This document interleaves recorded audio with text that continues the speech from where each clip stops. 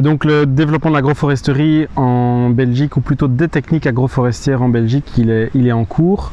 On a vraiment une dynamique de plantation qui est en marche pour l'instant, avec beaucoup de plantations de haies, des plantations d'arbres, d'alignement, les vergers aussi qui fonctionnent très bien. Actuellement, pour donner quelques chiffres, les vergers, il y a de l'ordre de 4 à 5 000 arbres hautes tiges qui sont plantés chaque année chez les agriculteurs, chez les propriétaires. Donc la production de plants ne suit pas la demande. Au niveau des noyers, par exemple, on a de l'ordre de 1000 à 1500 arbres qui sont plantés, des noisetiers de production aussi en quantité, et les haies, on a plusieurs dizaines de kilomètres qui sont plantés annuellement. Donc on a vraiment un engouement par rapport à cette plantation, parce que les agriculteurs et les propriétaires ont compris l'enjeu de planter des arbres et de replanter des arbres en milieu agricole. Et donc, dans le cadre de la visite pour la Regenacter Academy, on a eu l'occasion de visiter des parcelles agroforestières qui étaient plus jeunes et plus âgées, et de voir les bénéfices pour l'agriculture de ces plantations, avec des effets brise-vent qui sont relativement marqués, de la capitalisation de bois, et donc une valeur économique qui était en croissance pour ces bois, et la protection du sol évidemment, puisque ces plantations permettent d'apporter de la matière organique au sol, de limiter les effets d'érosion au sol, et également un rôle d'accueil de la faune sauvage, puisque ça constitue des corridors écologiques qui sont importants dans nos campagnes. Donc la définition de l'agroforesterie, c'est de l'agriculture avec des arbres. Donc c'est une définition assez simple qui permet finalement de comprendre la diversité des techniques qui peuvent être derrière ça. Et donc dans les techniques, on va avoir des plantations d'alignement d'arbres, les haies, on peut avoir des vergers, on peut avoir des taillis linéaires, donc des taillis valorisables pour la biomasse. On peut avoir des productions aussi de bois sous forme d'arbres têtards, cultivés en têtard. Et donc il y a une diversité de méthodes qui sont pas toutes nouvelles, hein. On faisait de l'agroforesterie même sans le savoir depuis très longtemps, depuis des centaines d'années. Et donc ce sont des techniques qui sont à l'échelle mondiale largement utilisées, mais qui ont eu tendance à être un peu effacées depuis la dernière guerre mondiale, et aujourd'hui qui reprennent un essor avec les enjeux environnementaux et économiques qui se développent dans nos campagnes. Et donc, parmi les motivations que vous pourriez avoir à mettre en place un projet agroforestier, il y a des motivations un peu directes, comme des aspects financiers, hein, puisqu'un verger va avoir un revenu lié à la production de fruits, des arbres d'alignement, des noyers hybrides ou des alisiers qui vont être élagués pour faire du bois de qualité sur le long terme, ça a une valeur financière. Et puis il y a des aspects indirects, donc des compléments à la production agricole, puisque ça va faciliter aussi la production agricole, conserver le capital sol en limitant les facteurs érosifs. Donc ça, c'est une valeur également. C'est une valeur paysagère, une valeur d'opportunité. Il y a des agriculteurs qui ont eu des opportunités de reprendre des terres parce que l'image qu'ils donnent avec la plantation est bénéfique. Ou un agriculteur qui fait du commerce à la ferme, du détail, la vente au détail à la ferme, il va plus facilement attirer aussi un consommateur à venir dans son exploitation que quelqu'un qui n'aurait qu'une campagne sans aucun arbre. Et donc, il y a des bénéfices directs, indirects, mais les deux sont économiques.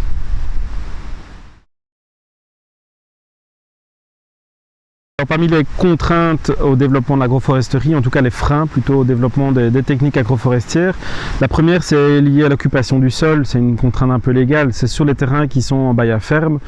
Effectivement, il faut un accord conjoint du propriétaire et du bailleur sur la plantation, puisque dans la plupart des cas, on va planter des arbres ou des haies dont la durée de vie est plus grande que la durée du bail. Donc ça, c'est un frein de nature juridique à mettre en place. Un frein de nature juridique aussi, c'est l'éventuel permis qu'il faut pour abattre les arbres une fois qu'ils sont arrivés à maturité, puisque la réglementation n'est pas encore tout à fait claire sur ce point. Alors un frein qui arrive souvent, c'est le frein concernant l'entretien. L'entretien, une fois qu'on a planté, c'est très bien, c'est la première page du livre, mais on a besoin après d'entretenir annuellement, en tout cas régulièrement. Et donc ça, c'est vrai que ça requiert des coûts pour la taille, par exemple, pour la taille de formation, pour l'entretien de la bande enherbée qui est au pied des arbres. Et donc c'est vrai, voilà, il faut savoir que ça a des coûts d'entretien, et ça nécessite de faire un bilan économique sur le long terme pour voir si les coûts d'entretien ne dépassent pas finalement ce qu'on va pouvoir en espérer à terme.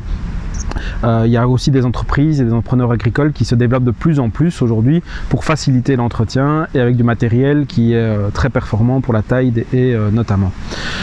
Alors un frein qui est régulièrement cité aussi, c'est le temps qu'il faut pour que l'arbre se développe. C'est vrai qu'on va planter un arbre, mais on va voir ses effets 10 ans, 12 ans plus tard. Et donc ça, malheureusement, c'est une barrière un peu à l'entrée sur le développement des projets. Quand on va planter un arbre haute tige, les premières pommes qu'il va produire, c'est à partir de 8 ans quand tout va bien. Un noyer, à partir de 7 ans à 10 ans, il va commencer à bien produire. Donc effectivement, il y a une période de latence, un délai entre les deux. Mais pour ça, on développe des projets notamment qui permettent de combiner encore des cultures au pied de ces arbres-là, de telle manière à ce que la partie qui est immobilisée par l'arbre soit la plus faible sur la parcelle et de continuer à produire une denrée agricole récurrente, annuelle, entre les plantations d'arbres. Donc il y a des barrières qui sont là, il y a des freins qui sont là, ils sont progressivement en train d'être levés, mais il faut aussi montrer qu'il y a une initiative et qu'il y a des plantations en cours pour inciter aussi parfois l'administration ou le politique à lever ces freins-là. Au niveau juridique, par exemple, dans les freins urbanistiques, on doit modifier un petit peu le CODT, mais si effectivement il y a 3 agriculteurs en Belgique qui plantent, il n'y a aucun intérêt de modifier le règlement pour 3 agriculteurs. Le jour où il y a une mouvance qui est là en cours, et c'est ce qu'on observe pour l'instant, ça va inciter le politique à faire les modifications réglementaires nécessaires au développement de l'agroforesterie.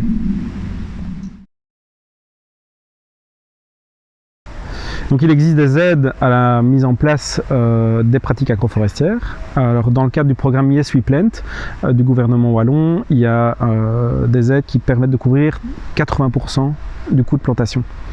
Donc la mise en place d'une haie, elle est financée à 80%, d'un verger également. Il y a une majoration des aides dès lors qu'on fait appel à une entreprise pour venir planter les arbres. Donc en fait le système il est largement soutenu par les pouvoirs publics. Donc c'est intéressant de concevoir le projet aussi au regard des aides qui sont disponibles.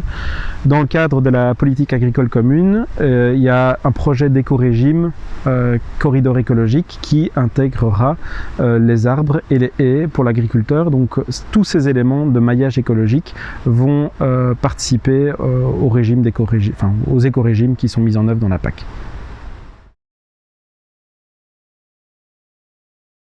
Alors vu le délai forcément pour la croissance et le développement des arbres, mais c'est intéressant de réfléchir à la plantation au plus tôt possible. En fait, il n'y a jamais de mauvais moment pour planter un arbre, on le plante toujours trop tard.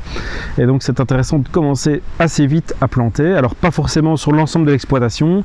D'abord réfléchir aux axes les plus stratégiques en termes d'exposition au vent par exemple, en périphérie de parcelles, soit pour se protéger, soit de créer vraiment un corridor écologique ou avoir un intérêt par rapport à une route ou au niveau paysager. On commence par les éléments qui semblent les plus évidents et puis on réfléchit ensemble aux manquements dans les parcelles. Ne pas se bloquer parce qu'une fois que l'arbre est planté, la haie est plantée, effectivement on ne sait plus remodifier le parcellaire. Donc c'est intéressant dès le début de bien réfléchir à la mise en œuvre. Mais voilà, je connais beaucoup d'agriculteurs qui reportent d'année en année parce qu'ils doutent et finalement ils ne le feront pas. Et donc à un moment donné, il faut se lancer, il faut planter et en fait on ne regrette qu'une chose, c'est quand l'arbre il va disparaître, il n'apportera plus ses services. Donc voilà, il y a une réflexion sur le long terme. Généralement, on conçoit un plan de gestion agroforestier, donc on a une vision globale de l'exploitation, de l'ensemble des terres et réfléchir ensemble où planter, à quel endroit et à quel endroit les plantations vont être le plus bénéficiaires, en tout cas apporter le plus de bénéfices à l'exploitant et moins d'inconvénients possibles. Alors un agriculteur qui veut se lancer dans les techniques agroforestières, il faut effectivement qu'ils se fassent accompagner. C'est intéressant d'appeler des conseillers. Il y a des conseillers chez Natagriwal, il y a des conseillers à l'association wallonne d'agroforesterie, donc la WAF, qui sont vraiment spécifiques à ces techniques-là. Et alors il y a des entreprises indépendantes qui peuvent formuler des conseils aussi, établir des cartographies, estimer des prix, aider l'agriculteur à s'orienter vers des bons pépiniéristes avec des provenances locales de plants, et alors éventuellement à mettre en place via des entreprises les plantations d'arbres. Alors planter un arbre, ça paraît facile. C'est vrai, c'est pas très compliqué, mais bien le planter, bien choisir les mélanges des espèces pour que les mélanges puissent être pérennes dans le temps, c'est un peu plus compliqué.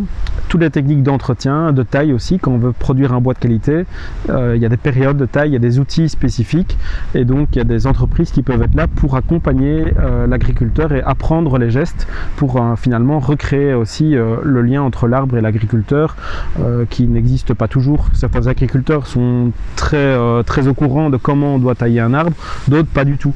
Et donc voilà, il y a une phase d'appropriation à mettre en place et il y a une foule de personnes qui peuvent être à disposition pour les aider. Le coût de l'accompagnement, alors pour un agriculteur qui veut se lancer et avoir des grandes idées ou quelles sont les possibilités pour lui, là le coût il est gratuit vers Natagriwal, vers la WAF par exemple. Maintenant quand c'est la mise en œuvre sur le terrain, de créer des cartes, dessiner, réfléchir, analyser le sol, c'est des projets qui prennent un peu plus de temps, donc là c'est des entreprises qui le font. C'est un coût qui peut être intégré dans le coût de plantation, parfois c'est juste un conseil, donc ça va être de l'ordre de 200 à 250 € pour un agriculteur pour avoir une première idée de ce qu'il peut mettre en place sur ses parcelles. Donc c'est pas non plus un coût déraisonnable au regard de la durée de vie et de l'ampleur du projet qui peut être mis en place. Et par contre ça prend du temps. On ne peut pas s'improviser au mois de septembre et dire ah tiens j'ai envie de planter 3 km de haies et planter 200 arbres dans mon champ, ça sera trop tard. Donc c'est un exercice qu'il est bon de faire quasiment un an à l'avance, avant la plantation, pour bien réfléchir aux enjeux et faire plusieurs allers-retours entre le premier projet, des corrections, un deuxième projet, des corrections, et puis on arrive à une version finale qui peut être commandée au mois de juillet, juin-juillet, pour être mise en œuvre à l'automne qui suivra. Dans le cas des vergers aux tiges, c'est encore pire. Là, il faut s'y prendre 1 an et demi à 2 ans à l'avance pour choisir les bonnes variétés d'arbres et pour avoir des arbres de qualité. Donc il y a vraiment un travail préparatoire à la mise en œuvre. C'est pour ça qu'on dit qu'il faut s'y prendre assez tôt dans la mise en œuvre du projet, mais c'est tout à fait réel. Alors dans le cadre de la visite et du tour de plaine pour la Regenacter Academy, on a d'abord visité des parcelles agroforestières avec des lignes d'arbres accompagnées de haies dans des terres de grande culture, et les arbres avaient une dizaine d'années. On a pu constater l'effet brise-vent que jouaient ces arbres-là, la production de bois qu'ils vont être capables de réaliser sur le long terme. On a pu constater une grande diversité aussi de conditions de croissance et de développement des arbres en fonction de l'exposition de la parcelle et de l'entretien qui était fait aux parcelles. On a visité d'autres plantations. Alors là, il y avait uniquement des haies avec 3 rangs, avec un paillage qui avait été réalisé à la base et qui a permis de montrer le rôle anti-érosif de ces haies et l'aspect paysager de ces haies sur la parcelle. Et enfin, on avait terminé par une plus grande parcelle avec des plantations de noyers qui avaient 4 ans, qui étaient commencées à être taillées, et pour montrer la production de noix, la noix de table pour l'agriculteur. Alors autour de cette parcelle de noyers, il y en a 4 ou 5 sur le territoire wallon, eh bien, il y a des haies qui sont mises en place aussi, il y a des vergers hautes tiges qui sont également plantés. Donc ça a montré quand même avec ce tour de plaine la diversité et le panel des techniques agroforestières qui étaient accessibles aux agriculteurs. On a pu voir les avantages et inconvénients et voir le gradient aussi de hauteur et de stade de développement que ça pouvait représenter. Voilà, c'est bien de voir un arbre qui vient d'être planté, mais c'est intéressant de voir ce qui va devenir dans 15 ans en termes d'ampleur et d'emprise sur la parcelle agricole. Donc c'est un tour de plaine qui était assez intéressant en grande culture dans un territoire esbigno, et on aura l'occasion de le faire l'année prochaine lors du prochain tour de plaine de la Regenacter Academy.